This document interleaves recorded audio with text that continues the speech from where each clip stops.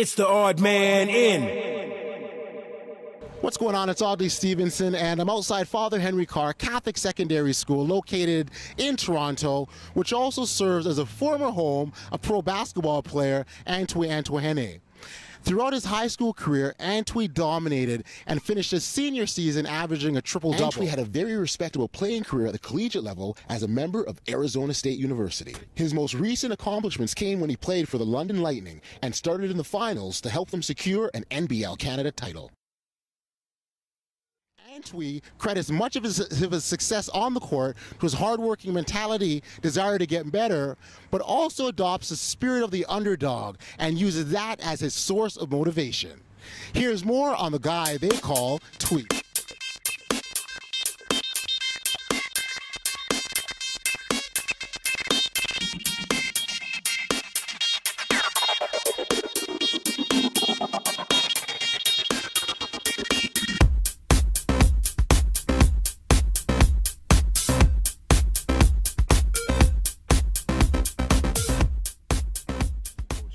I didn't coach him here, so he graduated the year before I arrived, but I did coach him on all-star teams when he was in grade 11. So that bond became stronger and stronger, and you know, we're friends. Okay, so first, as a player in high school, he was almost an unstoppable scorer. And even though he wasn't the greatest shooter, this guy would find a way to score between 30 and 40 every game. And get a few assists and a few rebounds and fill his stat sheet, but he was a scorer. And they understand what I bring to the table, because I feel like myself as a player now, I'm at an age where I'm growing and I understand myself and I know what I bring to the table, and I feel I can compete at the highest level with any guard in the world. I can compete against anybody. 6'4" frame, see the floor, court vision, high basketball IQ, so I feel like I can compete with anybody and win. The best guard in Canada? I feel right now with everybody, if you strip away everybody's, let's say not politics, but everybody's what they do and where they're from, we put us all in the court in the gym, I'll come out on top. So sometimes there's a fine line between people call arrogance and confidence. Yes, I'm neither. I'm just convinced. The difference between me and a lot of these guys, I've been through the trenches. Like, I'm happy for, don't get me wrong, I respect everybody's game. I love all these guys. I love to see them from my city. The difference between me and these guys, I want to compete against everybody and everybody at the same time. Like, I know the difference because I come from the trenches where I went through the junior college ranks. I come from a school, Marion Academy, where I went to Henry Carr, where we weren't known for anything. I went through the trenches at Arizona State, where my last year, coach didn't play me for whatever reasons, but I never ever gave up.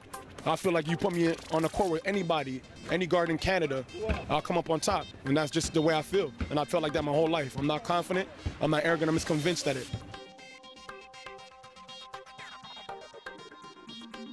I think coming from where I come from and the things that I've done in my career, and just not being the most athletic player, the quickest player on the court, or any of those things, and just having to basically use my IQ and just use my hunger and using that fire underneath me to really dominate games and do what I do well. I really embrace being an underdog. I like that feeling of playing against the best, competing against the best, and beating the best.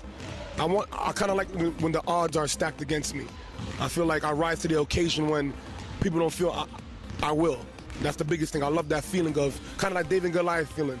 I love that feeling of people not thinking I'm going to win and thinking I'm pretty much going to lose, and coming and reigning supreme at the end of the day.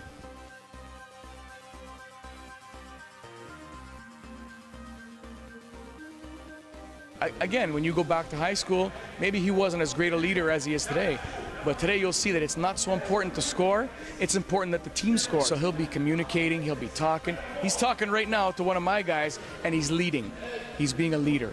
Yeah, I mean, as you progress into the older years, you slowly become less and less of a player, and you have to become more and more of a leader, a coach, a mentor, a counselor. Whatever it is you're going to do, you're going to have to graduate yourself out of being just a player. It goes way back to even to my ancestry. My name being Atuahene in Ghana, that means to overthrow the king. So my great ancestors, they overthrew the kingdom and became the kings. So that's leadership right there. So I was blessed as a young age with that leadership ability to be able to be vocal, lead by example, and get the best out of guys in the right way. I know what makes certain people tick.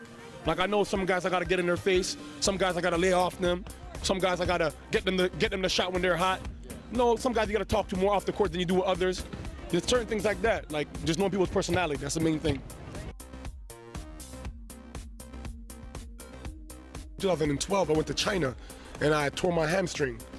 And I was really looking forward to playing in Toronto in the summer because I'm one of the guys that I built my name out of playing in the Toronto tournaments, like growing up. So I was looking, so I would come to these tournaments and guys would look at me like, Twee, you're not playing? I'm like, man, I'm injured. You know, nobody wants to hear that you're injured. They're like, okay, yeah, you're injured, whatever. So I remember it was a big tournament at Humber College, and I told one of the coaches, like, don't worry, next year, when I come to these tournaments, I'm gonna dominate. He looked at me like, you don't got it no more. So that really kind of gave me my motivation. So all year I was building up to, like, I know this summer I got to make my impact back in the city. A lot of people maybe forgot about me, so I went back to the underdog role, used that motivation, and I really came out here every single tournament, and every time I laced up my shoes and tried to dominate and make my presence be felt. And I felt I did a pretty good job. Kind of proud of myself this summer, but I'm not content. I still want more. Basketball season this summer, you know, in Toronto was one that we haven't seen in a long time from a single basketball player. So, I mean, with him going in there and winning MVPs almost for every tournament or pro-am that he was playing in was something phenomenal. And phenomenal for me to even watch, you know, being a part of it. You know, and he's always willing to go out and donate his time, whether it's a club team or at the CNE or here.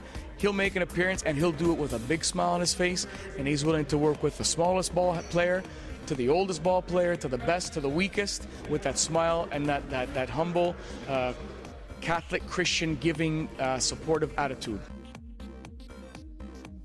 We've done things in the community, including the Tell Us Day of Giving. So he's out there with an anti-bullying campaign and, you know, teaching the kids the rules and the lessons about, you know, saying no to bullying. Anything to give back to the community, man, because I know a lot of these guys, a lot of these kids coming in here, some may not love basketball, but some may not like it. Some may love it, but not have the opportunity. So I want to be able to reach out to these guys and show them that you can play this sport, man. So it's a great sport. We all love it. We all love to play. I just want you guys to be able to come out here and give back what I have, the knowledge I've learned to these guys, and hopefully it can pass on some knowledge. If one kid leaves here with some information that I can give him, I'm happy. You know, that's the main thing.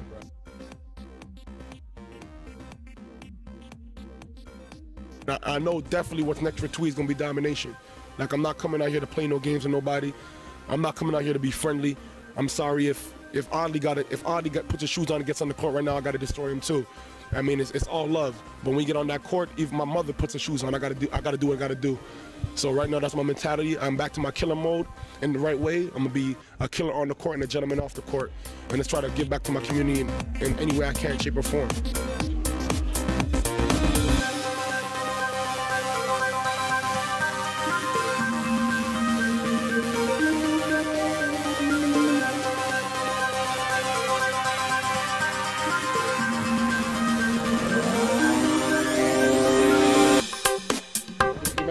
That seems to be a stumbling block for a lot of people. Yeah, it is. And, that doesn't bother you at all. Nah, because I feel like if I do the right things and make them say my name enough, they're going to get it right. You see, if you don't, I know when Dirk first got to the league, nobody didn't know how to pronounce Dirk's name. Dirk know what? So, but you have to say Dirk's name every second when he's hitting the jump shot. You better get that name right. So I'm gonna work hard enough to make enough plays to make sure they say my name right. That's what I'm gonna do.